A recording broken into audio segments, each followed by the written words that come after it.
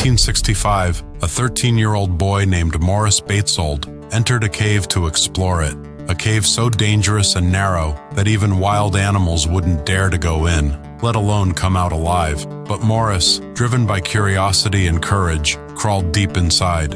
He ventured nearly 25 feet in and 35 feet underground. That's when he made a tragic mistake. He slipped into a tight crevice, a deadly trap, where even breathing felt nearly impossible. It was pitch dark. He had no idea what lay ahead.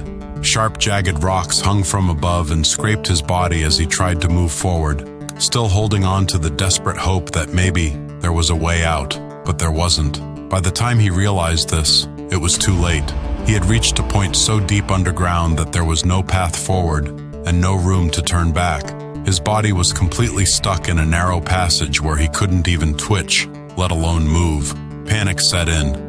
He screamed with all his might, but no one could hear him from that depth. Now helpless, trapped, and fading, his eyes began to close.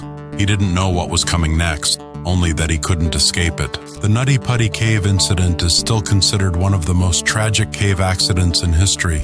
But 40 years before that, there was another similar incident, one that shocked the entire world at the time. This happened on October 5th, 1965, in the mountainous region of Cave Land, where there was a strange and mysterious cave known as Wildcat Cave.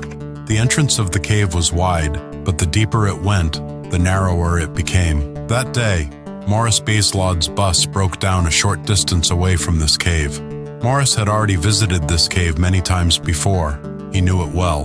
This breakdown gave him yet another opportunity to explore it. Without telling anyone, he went to the cave's entrance along with two of his friends. And there, just to impress them, he made a plan to go deeper into the cave, to a section he had never explored before. Without fear, he entered the cave. His friends tried to talk him out of it, but he didn't listen to anyone. At first, Morris crawled forward on his knees. As he moved further in, sharp limestone rocks surrounded the path. The deeper he went, the deeper he sank into the earth, and the colder it got. Soon, everything turned pitch black. Morris's plan was to go about 80 feet into the cave, to reach a mysterious chamber he had visited before. That was supposed to be the turning point. From there, he intended to return to the cave's entrance. But just 40 feet from the entrance, he encountered a massive limestone block that completely covered the path. There was only a 12-inch wide space to crawl through, the only way Morris could reach that mysterious chamber. Since Morris had been here many times before, he was fully confident and managed to squeeze through. Sharp rocks scraped against his body, leaving cuts and scratches, but he kept moving forward. However, in the darkness, Morris took a wrong turn, a mistake that would prove to be fatal.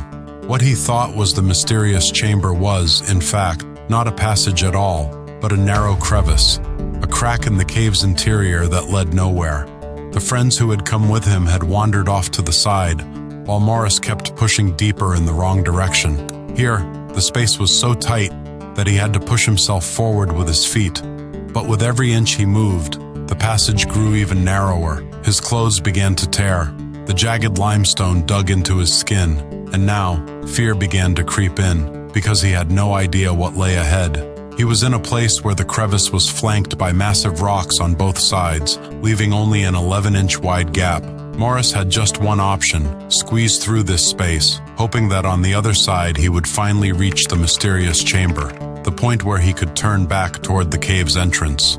He pushed forward to get through, but then a rock slipped and landed on his feet. He tried again, but the rock pinned down his lower back and legs. The situation was such that any small movement made the rocks press down on him even harder, and that's when he realized he was now stuck in the cave's ultra-tight side passage, one that was sealed at the end, and he was 35 feet underground. Blood was trickling from his body. Tears filled his eyes. He was still alive, but utterly helpless. The angle at which Morris was hanging made it difficult for him to even breathe. His entire body was trapped. After hundreds of attempts, he still failed to free himself. He screamed as loud as he could, but no one could hear him except himself. For several minutes he hung there, fighting for his life, unaware of what would happen to him in the next few hours. By now, Morris had been stuck for 2 hours, with no hope of getting out. His classmates, along with their teachers, had also arrived at the cave's entrance.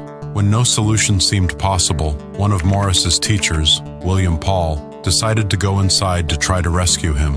Coincidentally, William's weight and height were nearly identical to Morris's, so he was able to squeeze into the cave. Inside, William found many small passages and crevices. He searched each one, moving through them with ease, but Morris wasn't in any of them.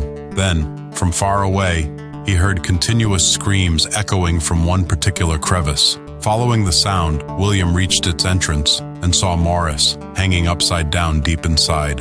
From a distance of about 10 feet, William could only see Morris's feet, which were tightly pinned between rocks. He couldn't get any closer. The crevice was too unstable.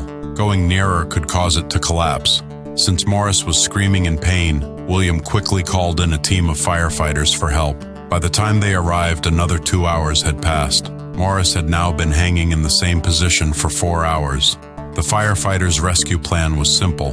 First, they needed to calm Morris down. They reassured him that he was not alone and that one way or another, they would get him out.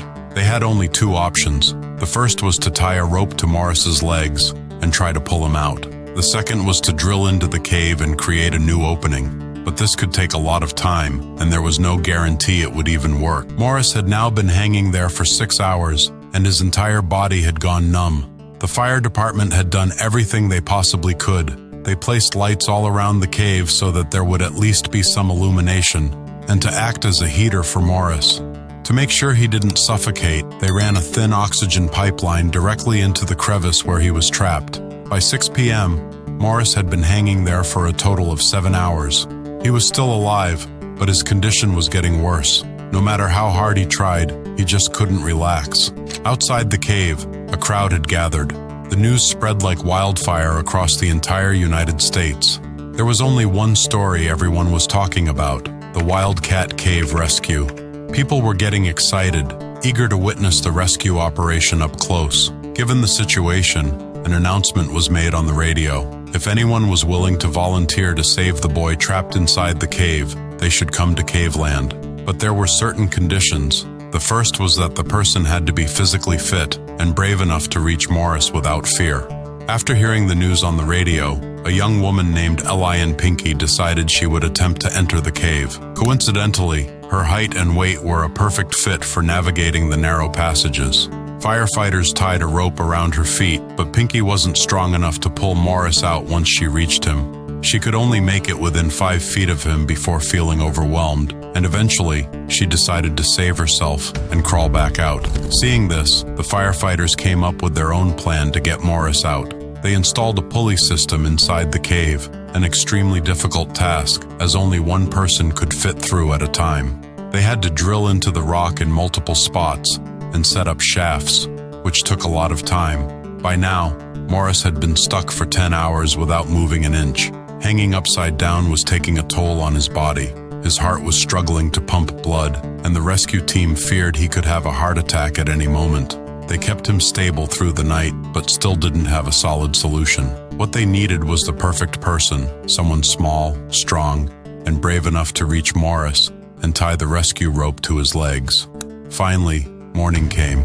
Morris had been in the same position for 19 hours, with nothing to eat or drink, in excruciating pain. His voice could no longer be heard from the crevice, and nobody knew if he was even alive.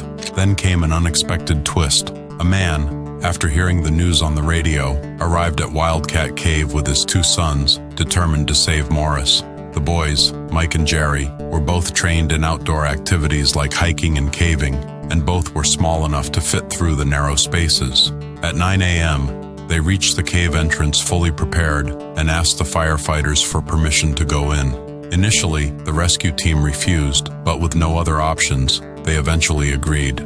Mike's body size was almost identical to Morris's, which meant he could reach him easily. More importantly, Mike had the mental and emotional control needed for such a dangerous task. As a precaution, they tied ropes to both of Mike's ankles and gave him another rope to take inside. Slowly crawling through the tight passages, Mike finally reached Morris. He tied the rope securely around Morris's legs and then crawled back out. The rescue team connected the rope to the pulley system and began to pull. As they did, Morris screamed in pain, proof that he was still alive. Bit by bit, they lifted him, freeing his shoulder from the rock. With every pull, the crevice widened slightly, eventually freeing both of Morris's arms. Though he was weak and nearly lifeless, Morris used his hands to push himself upward. He was now just an arm's length from safety. The rescuers reached in, grabbed him, and pulled him completely free. After 26 hours and 24 minutes of relentless effort and countless failed attempts, Morris was finally rescued. When thousands of people across the country saw him alive on TV, celebrations erupted nationwide. He was immediately taken to the hospital, where doctors found only a few scratches on his body and one deep cut on his face. Otherwise, Morris was perfectly fine. How did you like this story? Do tell me in the comments below.